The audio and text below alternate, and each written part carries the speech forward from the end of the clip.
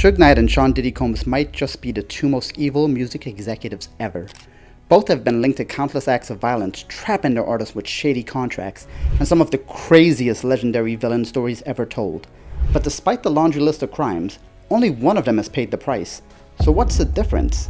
Why was one celebrated as a billionaire success story for decades, while the other was condemned as a bully who got what he deserved? How is it that Suge Knight is now serving what will likely be the rest of his life in prison, while Diddy remains the Teflon Don, the man who escapes jail time again, and again, and again? The truth is far more disturbing than you think. This is a story of how one man made a living off a life where he chose violence, until violence was done with him, while the other mastered the art of public perception so well that even exposing a closet full of skeletons wasn't enough to bring him down. To understand these two men, we have to start at the beginning, and for Marion Knight, life began in Compton, California. Marion's nickname Suge came from his father, who saw him as sweet as a sugar bear, a name that stood in stark contrast to the man that he would become. Growing up in the 1980s, his neighborhood was known for its gangs, and while he never was officially a member, he was linked to the Compton Bloods. However, with his massive frame, Suge looked for a legitimate way out through football.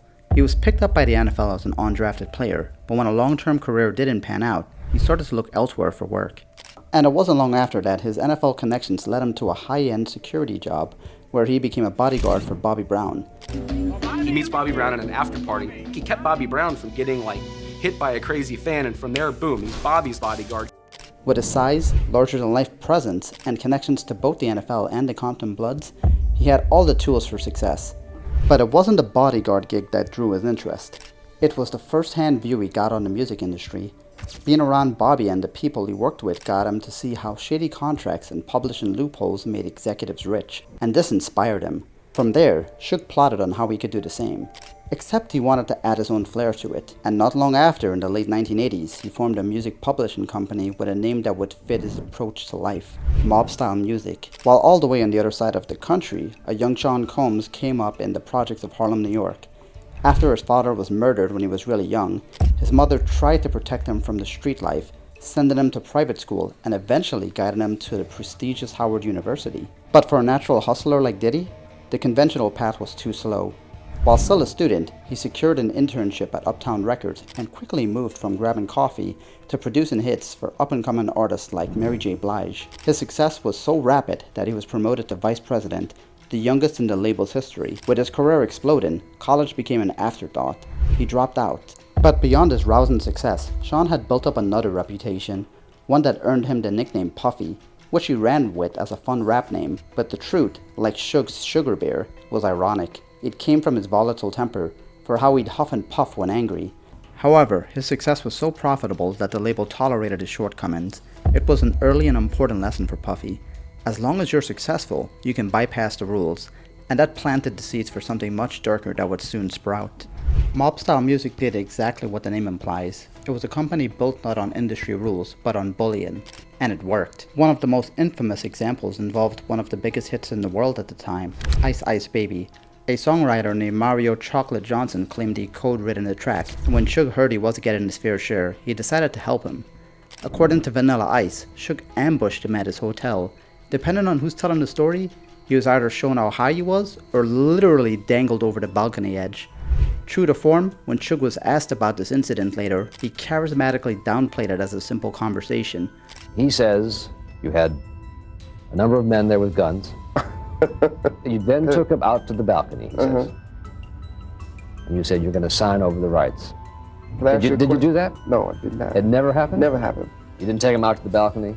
How that sound? It sounds like what occurs in other police reports involving you. Again and again, there's a pattern, Mr. Knight, where you do that. That's not true. But one thing happened for sure that night. A contract was signed, and millions of dollars in publishing rights changed hands.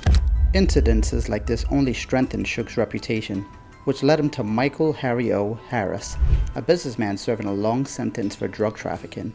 Harris saw Suge's results as efficient, not as mere bullying, and invested a reported $1.5 million to give Suge the capital to build something bigger. But Suge knew he needed one more piece. A proven musical genius. As luck would have it, that genius, Dr. Dre, was fed up at Ruthless Records and wanted out.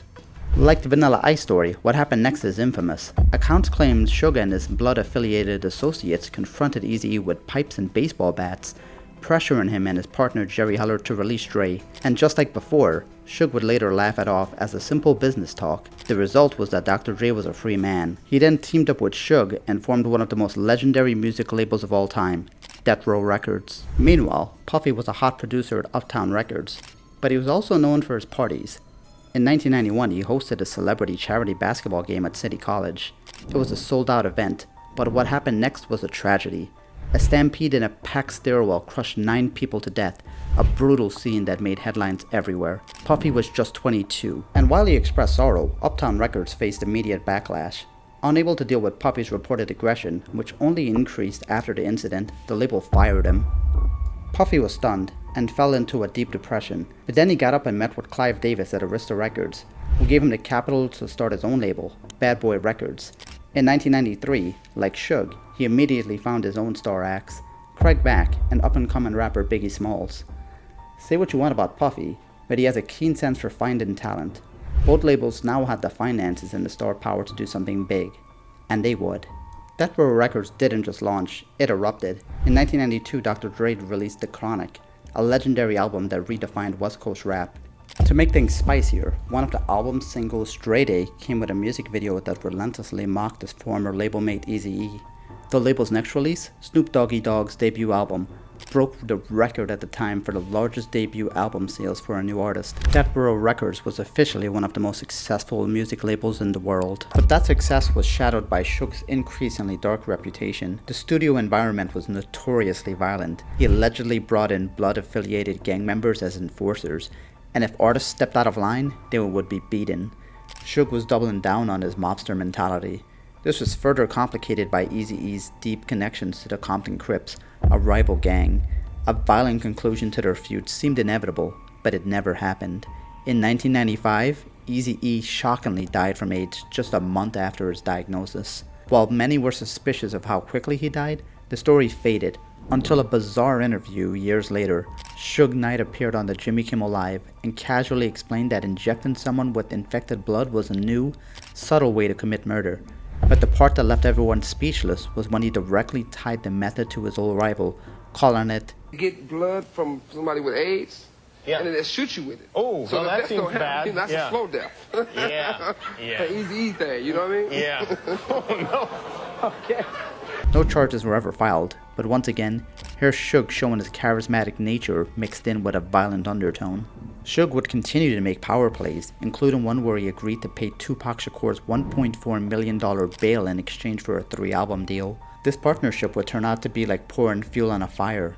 With the volatile personalities of both men feeding off each other, disaster was sure to come. Meanwhile, on the East Coast, Puffy was building his own empire. With Biggie Smalls as his flagship artist, Bad Boy Records was becoming a commercial powerhouse. Puffy even became a star in his own right, rapping and producing on his artist tracks. Tupac and Biggie once had been close friends, but that all changed after Tupac's near-fatal shooting in New York. He blamed Biggie and his circle, convinced they were involved. Any artist out there want to be an artist and want to stay a star, and don't want to have to worry about the executive producer trying to be all in the video, all on the record, dancing, come to Death Row. The tension finally exploded at the 1995 Source Awards. In yet another infamous clip, Suge Knight took the stage and delivered a menacing challenge directly at Puffy. The media ate it up, casting Suge as a villain and Puffy as a clean-cut good guy. But behind the scenes, it was a different story. Puff had taken control of his artist contracts in the same way Suge had. While his artists flashed jewelry and cars, the contracts ensured that nearly all of the money flowed into Puffy's pockets. Fueled by Suge's lifeline, an angry Tupac released one of the most volatile diss tracks of all time, Hit 'Em Up, a vicious attack on Bad Boy, Biggie, and Puffy. With that song, the war was no longer just on wax. Things went from bad to worse on the night of September 7, 1996 in Las Vegas. Following a Mike Tyson fight, security cameras at MGM Grand captured Suge and Tupac participating in a violent brawl.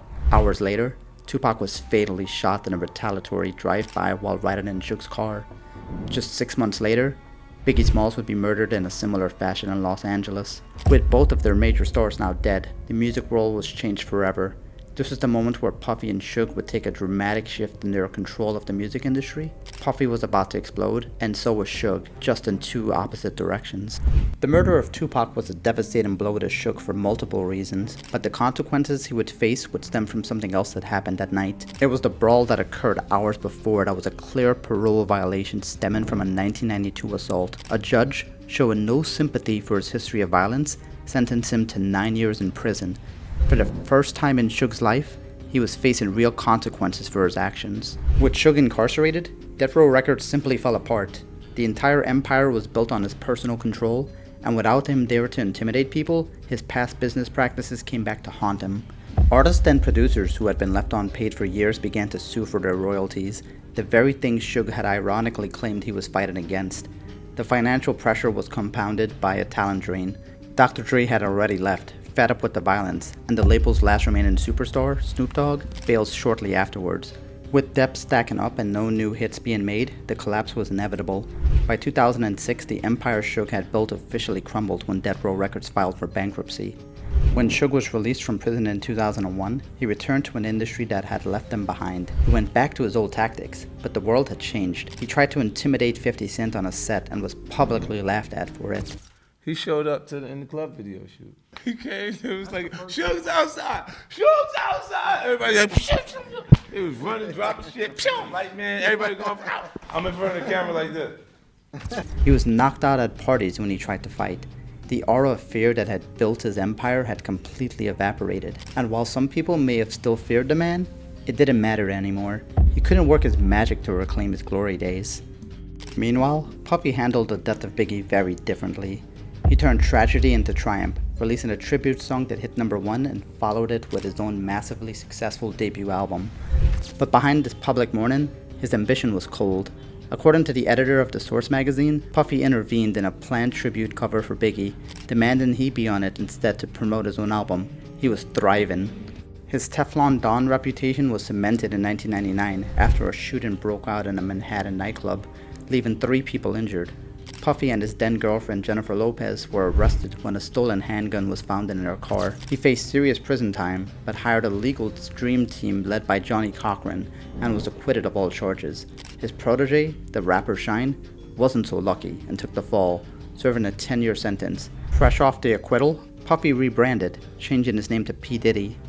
The divergence was now complete. While Suge Knight was in prison watching his empire crumble, P. Diddy was a free man, rebranded himself on the way to becoming a billionaire. While Diddy was transforming himself into a corporate titan with liquor brands and voting campaigns, Suge Knight was a man at a time, still fighting for any sense of power he could reclaim. This would lead him to yet another violent chapter in his life that involved the NWA biopic Straight Outta Compton. Furious about his portrayal, he allegedly threatened the film's director. On January 29, 2015, the conflict escalated when Knight used his truck as a weapon in a parking lot, killing his own friend, Terry Carter. In 2018, to avoid a murder trial and ironically death row, Suge pleaded no contest to voluntary manslaughter and was sentenced to 28 years in prison. He had been digging this hole his entire life, and it was finally time to pay the price. Meanwhile, Diddy's empire continued to grow until November 2023, when the facade finally began to crack. His former partner, Casey Ventura, filed a lawsuit with horrific allegations. Then came the hotel security video, showing him violently dragging and kicking her down a hallway. Soon after, federal agents conducted a military-style raid on his mansions as part of a human trafficking investigation. The evidence seemed overwhelming. For anyone else, this would be an open and shut case. Yet Diddy has once again escaped the most brutal outcome. While his reputation is in tatters and he has served some prison time, it appears he will soon be a free man, thanks in large part to the team of the most expensive lawyers money could buy. The Teflon Don has seemingly done it again. Unlike Suge, Diddy has mastered the art of public relations and legal maneuvering, and while he may have escaped the system this time, the world is left to wonder if it's only a matter of time before his story ends the same way as his old rivals, and justice is finally served.